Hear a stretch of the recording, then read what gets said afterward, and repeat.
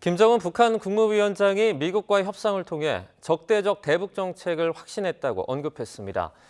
도널드 트럼프 전 대통령과의 대화 모드 관측에 선을 그은 것이라는 해석도 나오고 있는데요. 관련된 자세한 내용 두진호 한국국방연구원 국제전략연구실장과 함께 얘기 나눠보겠습니다. 어서 오세요. 네, 안녕하세요. 네, 북한의 김정은 국무위원장 이렇게 말했습니다. 미국과의 협상 갈 때까지 가봤다. 일단은 트럼프 전 대통령이 이번에 당선된 이후에 처음으로 입장을 밝힌 건데 어떻게 보셨습니까? 어쨌든 이제 미국 대선 결과를 공식화했다, 북한 내부적으로 공식화했다고 보고 있고요. 네. 그런 트럼프 대통령과 일종의 협상을 통해서 갈 때까지 다 가봤다라고 이렇게 조선중앙통신을 통해서 밝힌 것인데요. 네. 어떻게 보면은 갈 때까지 가봤다는 얘기는 애증도 있다는 얘기고, 네. 그만큼 서로가 서로에 대해서 많은 것들을 알고 있다, 무엇이 필요한지를 알고 있다라고 하는 것들을 또 은유적으로 보여주고 있기 때문에 네. 꼭 이제 다음 내년 1월이면 출범하는 트럼프 신정부와 처음부터 대화를 하지 않겠다라고 하는 선언적인 그런 것보다는 네. 여전히 대화의 가능성은 열려 있다라고 하는 것들을 약간 우회적으로 보인 측면도 없지 않아 있다, 이렇게 좀 평가합니다. 네. 각을 세우는 것만이 아니라 뭐 대화의 여지도 남겨둔 것이다 이렇게 말씀을 해주셨는데 만약에 트럼프 당선인과 다음에 만날 가능성 현재로서는 어느 정도로 보이십니까? 아마 즉각적으로 트럼프 신정부가 출범하고 즉각적으로 만나기는 쉽지는 않을 것 같고요. 네. 이미 이제 북한이 사실상 파병을 함으로써 러시아하고의 관계에 있어서 일정 부분 뭐 대등한 관계도 있지만 종속적인 측면도 있기 때문에 앞으로 이제 미북 대화라는 부분이 양자 간의 문제를 떠나서 또 미러 관계 안에서도 이렇게 풀려야 될 부분들이 있으니 네. 아마 미러 관계가 어느 정도 좀 트럼프 신정부 출범하고 정제가 되고 나면 미북 관계에 대한 부분도 일정 부분 조정이 될 가능성이 없지 않다. 그래서 러시아를 통해서 아마 미북 관계 대화가 이렇게 좀 재개될 가능성도 없지 않다 이렇게 봅니다. 네. 김정은 국무위원장이 9월 달에 이제 고농축 그 우라늄 제조 시설을 방문을 했었는데요. 강선이 아니냐 당시에 이런 예측이 나왔었는데 지금 뭐 강선에 있는 핵단지 미신고 핵시설이다 이렇게 밝혀진 상태죠. 네, 결국 이제 IAEA가 그로시 사무총장이 결국은 지난 9월이죠. 9월에 뭐 장소는 북한 당국이 특정은 하진 않았지만 지금 화면에서 보시는 것처럼 네. 고농축 우라늄을 생산할 수 있는 저곳, 결국 이제 강선 단지로 특정을 한 것이고요. 네. 이곳은 영변 단지에 비해서 최소 2배 이상의 고농축 우라늄을 생산할 수 있는 능력을 가지고 있고, 네. 뭐 그것에 나아가서 현재 강선 기지 시설 자체를 지금 계속 별관을 만들고 확장을 해나가고 있기 때문에 또 그 안에는 뭐 캐스케이드라고 해서 연속 농축이 가능한 원심 분리기들을 사실상 더 확보를 하고 있기 때문에 네. 상당히 많은 양의 고농축 우라늄을 이렇게 좀 생산할 수 있는 그런 시설이다, 이렇게 좀 볼 수가 있겠습니다. 네. 만약에 2배라고 지금 뭐 언급을 해주셨는데 이 정도면 전보다 위협이 조금 더 뭐 심해졌다 이렇게 볼 수 있는 거 아닙니까? 김정은 국무위원장이 그런 얘기를 한 적이 있죠. 핵 무력을 기하급수적으로 증가시켜야 된다고 그러는데 그것은 결국은 연변과 그리고 강선 이제 시설에서 그런 것들을 이제 생산을 해낼 수 있는 건데요. 네. 통상 이제 원심 분리기 한 10,000대 정도에서 원심 분리기 한 1,000대에서 1,000개에서 연간 한 20kg의 고농축 우라늄을 생산을 할 수 있는 것인데 이런 능력치를 고려한다면 기존의 이제 플루토늄 능력까지 고려한다면 네. 최소 연간 북한 당국이 최소 핵탄두 10개 정도 이상을 연간 생산할 수 있는 것이죠. 네. 대략 한 현재 80에서 많게는 한 100개 정도 핵탄두를 보유하고 있고 현재 강선에서 그리고 영변을 생산하고 있는 고농축 우라늄이라든지 그리고 플루토늄 제외하고 실제 핵물질을 보유하고 있는 핵물질까지를 고려한다면 2030년까지 이제 북한이 원하는 대로 대략 한 300개 정도 핵탄두까지도 네. 보유할 수 있는 아마 그런 정도의 능력을 지금 확보한 것이 아닌가 이렇게 좀 평가를 해봅니다. 네. 북한의 위협이 더 커지는 거 아니냐 이런 위로가 좀 나올 수밖에 없는 상황인 것 같은데 지금 북한은 러시아 파병 중이지 않습니까? 지금 북한군 고위 간부가 부상을 당했다 이런 소식도 전해지고 있어요. 아마 이제 쿠르스크 정도로 이렇게 보입니다. 그래서 네. 월스트리트 저널을 통해서 쿠르스크 공습칸에 북한군 고위 장성이 이제 부상했다고 하는데 이제 우리가 알고 있는 북한군 고위 장성은 뭐 신금철 작전처장이라든지 네. 리용호 정보총국장 그리고 김영복이라고 하는 북한 총참모부 부총참모장 정도 이렇게 알려져 있는데 네. 아마 이들 인원들 제외하고도 뭐 최소 13,000명 가까이 북한군이 파병이 됐기 때문에 네. 뭐 정보라든지 작전과 관련된 이 파병과 관련된 여러 장군 인사들도 이 지역에 들어갔을 가능성이 없지 않다 이렇게 보고 있고요. 네. 만약에 이제 북한 장성급 인사가 우크라이나의 공격에 의해서 부상을 당했다고 한다면 우크라이나가 공격한 그 지점, 그러니까 네. 북한군 장성이 있었던 그 곳은 아마도 북한과 러시아 연합군의 지휘소 혹은 내지는 북한의 뭐 통제센터라고 하는 북한 지역에 북한의 지휘소가 있는 그런 곳으로 추정을 해볼 수가 있을 것 같고요. 어쨌든 네. 북한군 고위장성이 이렇게 좀 사상을 받았기 때문에 그 부상 정도를 떠나서 아마 북한군은 나름대로 또 보복을 하기 위한 뭐 그런 조치에 나서지 않을까 이렇게 좀 전망을 해봅니다. 네, 이번에 그 영국에서 지원한 그 공대지 스톰 미사일이죠. 섀도우. 네, 네. 스톰 섀도우 때문에 이번에 타격을 입었다라고 전해지는데 이건 어떤 종류의 미사일인지 소개를 좀 해주시죠. 스톰 섀도우는 이제 영국 그리고 이제 프랑스에서도 같이 스칼프라고 해서 네. 합작으로 만드는 공대지 미사일입니다. 네. 그래서 통상 전투기에 탑재를 해서 이제 지상 표적에 대해서 이렇게 타격할 수 있는 그런 무기인데요. 네. 유도 기능을 기본적으로 가지고 있겠죠. 그리고 300km 이상 이렇게 비행을 할 수가 있기 때문에 장거리 유도 미사일에 속하는 겁니다. 그간에는 미국이나 영국, 프랑스가 이런 스톰 섀도우라든지 스칼프와 같은 이런 장거리 미사일 사용을 우크라이나군이 하지 않도록 승인을 하지 않았는데 네. 이제 뭐 워낙 북한군 파병도 이렇게 되고 있고 또 내년에 미 신정부가 출범하기 전에 어떤 우크라이나 전선 상황이 이렇게 격화가 되는 과정에서 우크라이나는 점점 전쟁 지속 능력을 잃어가고 있기 때문에 네. 이제 미국에서 에이테킴스 미사일을 전향적으로 사용할 수 있도록 허용을 해준 거고요. 이에 더해서 이제 영국, 프랑스가 스톰 섀도우라든지 스칼프 미사일의 장거리 사용을 이렇게 승인을 한 것입니다. 러시아 입장에서는 이 미사일이 상당히 위협적일 수밖에 없고요. 네. 그간에는 일부 제한된 지역, 그러니까 러시아와 우크라이나의 일부 제한된 국경 지역에 이 미사일을 우크라이나군이 사용을 했다면 이제는 뭐 전투기에 탑재해서 뭐 쿠르스크라든지 접경 지역에 쓸 수 있는 것은 기본 값이고 네. 나아가서 아마 러시아의 방공망을 이렇게 좀 회피하면서 우크라이나군이 충분히 모스크바와 가까운 러시아의 종신 깊은 표적도 이렇게 좀 타격할 가능성도 없지 않다 이렇게 전망합니다. 네. 지금 전망하신 부분이 이제 본토 타격 부분을 말씀하신 거죠. 그렇죠. 예. 네. 자, 북한군이 러시아 추가 파병 가능성도 계속해서 이야기가 나오고 있습니다. 추가적으로 러시아에 파병할 가능성 어느 정도로 보세요? 일단 두 가지 측면에서 좀 살펴볼 필요가 있겠는데요. 뭐 유럽 의회라든지 또 우크라이나 국회 라다입니다. 이곳에서 볼로디미르 젤렌스키 우크라이나 대통령이 여러 차례에 걸쳐서 북한군 파병은 현재 1차 파병 그러니까 13,000명 규모에서 끝나지 않을 것이고 향후에 10만 명까지도 이렇게 확대가 될 수 있다라고 여러 차례 얘기를 한 것이 하나가 있고요.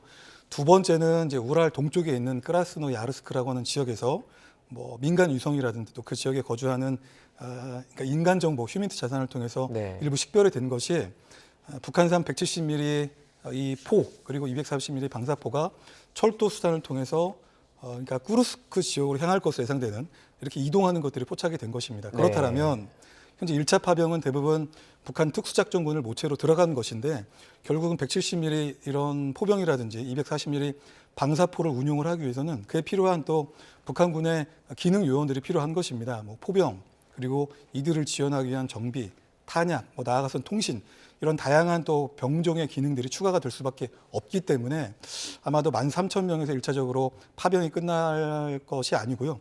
더더욱 이런 기능을 지원하기 위한 추가 파병도 충분히 예상할 수가 있겠습니다. 네. 예, 세뮤얼 퍼파 미국 인도태평양 사령관이 이렇게 말했습니다. 이번에 파병 대가로 러시아가 이제 북한에 잠수함 기술을 줄 수도 있다. 김 위원장이 가장 바라는 게 이거 아닙니까? 네, 김 위원장이 가장 바라는 것 그리고 우리 동아시아 지역을 이렇게 좀 작전 지역으로 관리를 하고 있는 인태사령관 입장에서는 네. 그의 발언이 저는 굉장히 좀 예사롭지 않다고 생각을 하는데요. 사실 김정은 위원장이 갖고 싶어하는 버킷리스트 중에 몇 가지들이 있죠. 네. ICBM 재진입이라든지 이런 ICBM의 대기권 재진입을 위한 군사 정찰 위성을 고도화시키는 이런 기술이라든지 그중에서 또 가장 중요한 것 중에 하나가 SLBM 그러니까 잠수함 탄도미사일 사출 능력과 나아가서 최소한 3,000톤급 이상의 원자력 잠수함을 갖는 것입니다. 네. 이 중에서 원자력 잠수함을 북한이 갖는다는 것은 어떤 의미가 있냐면 네. 일반적으로 이제 잠수함이라는 것은 은밀성 그러니까 정숙성을 기초로 해서 매우 은밀하게 어떤 지역으로 이렇게 접근을 해서 요망하는 지역에 타격을 하고 그런데 이제 그 타격을 받은 이제 그 측은 그 원점을 식별하기가 어려운 겁니다. 네. 그러다 보니까 북한 입장에서 이런 원자력 잠수함 기술을 만약에 그러니까 소형 원자로가 될 텐데요. 그런 기술을 갖게 된다면 러시아를 통해서 대형 잠수함을 건조할 수가 있고 그 잠수함에 이제 원자력 잠수함 성능 개량을 통해서 미국 본토에 아주 은밀하게 원양 작전이 가능한 그런 능력을 가지고 미 본토를 타격할 수 있는 능력을 갖추는 것이기 때문에 굉장히 이것이 위협이 되는 것이죠. 이것이 비단 인태 지역을 넘어서서 미 본토에도 상당한 위협이 될 것이다 이렇게 전망을 해봅니다. 지금 상황에서 미국 백악관이 북한이 이제 러시아에 파병한 이것 자체가 확전에 어떻게 보면 기폭제가 됐다 이렇게 말하고 있는데 좀 그렇게 보이는 것 같아요. 네, 그럼요. 그리고 유럽에서는 지금 상당히 북한군 파병에 대해서 단순히 뭐 파병의 문제가 아니고 이것은 북한군의 유럽 침공, 새로운 지금 위협 양상이 되고 있기 때문에 네. 굉장히 위협이 되고 그렇지 않아도 지난번 화성 19형도 그렇죠. 그래서 비록 뭐 정상 발사는 하지 않았기 때문에 미 본토에 대한 타격 능력을 충분히 그 신뢰성을 보여주지는 못했지만 앞으로 이제 러시아가 파병에 대한 대가로 이런 ICBM 재진입이라든지 이런 민감한 기술까지 이전을 하게 됐을 때 이제 뭐 미국을 포함한 유럽 전체가 이제 러시아와 또 북한의 그런 표적이 될 수 있기 때문에 이제 굉장히 과거와 다르게 그 위협의 양상이 질적 그리고 양상으로 양적으로 이렇게 좀 증가한 측면이 크다 이렇게 좀 봅니다. 네, 지금 뭐 러시아와 우크라이나 서로 미사일을 쏘면서 서로 공격을 하고 또 추가 파병 이야기까지 나오고 있는 가운데 향후에 이제 우크라이나 전쟁의 가장 큰 변수는 어떤 게 될 거라고 보세요?